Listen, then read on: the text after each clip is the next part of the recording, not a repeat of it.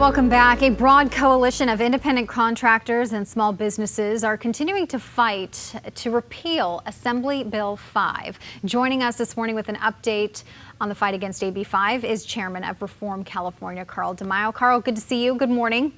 Good morning. So we had this discussion last week, and there's been some developments since then, but this is really, to your point, hearing a lot from parents because of distance learning that were they to hire, if they fortunate enough to have the means, tutors for their children, they would have to comply with AB5, essentially creating their own business and having to hire as employees tutors for their children, which, as many can imagine, comes with a lot of headaches and just restrictions and paperwork and all sorts of other inconveniences. Let's talk about what's happened since then. You've kind of had an ongoing Twitter conversation with Lorena Gonzalez, who authored this bill. Well, it's not much of a Twitter conversation since she blocks people who disagree with her. Don't know how she gets that notion as an elected official who's supposed to be taking public input. But like you just mentioned, AB5 bans the use of independent contractors in California for all types of jobs, except in the most narrow and restrictive condition. Lorena Gonzalez knows that. It has destroyed tens of thousands of jobs, and it really needs to be scrapped. We decided to highlight some of the jobs that are lost, and one of the points that we were making as schools got shut down is that as parents turn to tutors and teachers to hire them to keep their kids on track while schools are shut down, they may be violating the law and will face penalties and sanctions and fines for hiring tutors and teachers.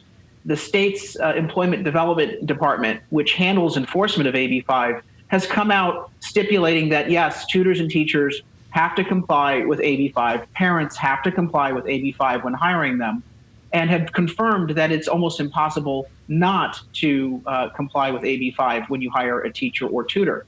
Even liberal attorney Dan Eaton this morning in the Union Tribune penned an op-ed confirming that AB5, Lorena Gonzalez's law, applies to teachers and tutors. But what she continues to do is deny, dodge, and deceive. She says that, people can still hire teachers and tutors. We've never disputed that. You can hire them as long as they're employees, and that the parents will have to take out the costly payroll tax, workers' compensation tax, unemployment insurance tax, pay the Medicare. Also, they will have to file a variety of forms at the federal, state, and local government. Also, they will have to comply with California labor law and open themselves up to all the liability. Also, they will have to comply with sick and other personal leave policies at the local level, like here in the city of San Diego. See what I'm saying? This is a nightmare. This is a nightmare for parents, and the law should be scrapped. We've heard the arguments from both sides of the aisle, really, from people who are just struggling with this law having a serious financial impact on them. And that was even before the pandemic. So then you throw in the pandemic, you're talking millions of Californians out of work, and they can't even go to pick up little jobs here and there, working for Instacart and other things that would be flexible for them because maybe they are having to care for children at the same time. We saw before the pandemic there being some exemptions for certain groups.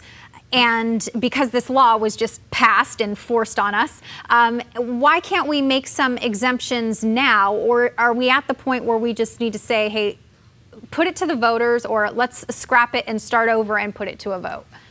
Well, first, this is an issue of freedom, worker freedom. And government should not be in a position where it grants you the freedom to work, the freedom to contract your services. That's absurd. And that's the first issue that we have with AB5 is that government should not be butting its nose into these relationships. Other states have not done this, obviously. But secondly, the idea of exemptions is offensive. What it means is that if you're politically favored, for example, the newspaper industry is asking for an AB5 exemption right now in a special bill. And you wonder why the newspapers aren't following the damage done by AB5. They don't want to anger people like Lorena Gonzalez. They want to curry favor and get a special sweetheart deal in some Capitol back room. This law should not be based on exemptions. it should be repealed because it fundamentally is flawed. And this Thursday, I think we're going to see even more pain and suffering from AB5. Uber, Lyft, Instacart, Postmates, DoorDash have all announced that they will suspend operations on Thursday because a judge now has ruled that they too have to comply with AB5. Can you imagine all the seniors that don't want to go to the grocery store and are relying on their groceries being delivered to them because they're worried about COVID-19?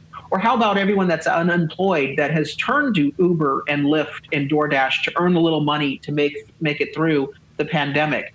Or how about people who don't want to go to a restaurant and are ordering food for delivery? All of these issues are going to be brought to a forefront on Thursday. I think that AB5 will become something that, while right now very few people know what it is, as of Thursday, I think everyone's going to know what it is. It's a disaster. Lorena Gonzalez should apologize publicly to Californians for screwing up so badly, and she needs to take a leadership role in repealing her flawed law. But she won't. She's smug. She tweeted over the weekend that businesses can leave California if they want, if they don't want to pay a decent wage. She basically is playing class warfare, doubling down on a bad law, and it's having a nasty impact, a negative impact on millions of Californians now.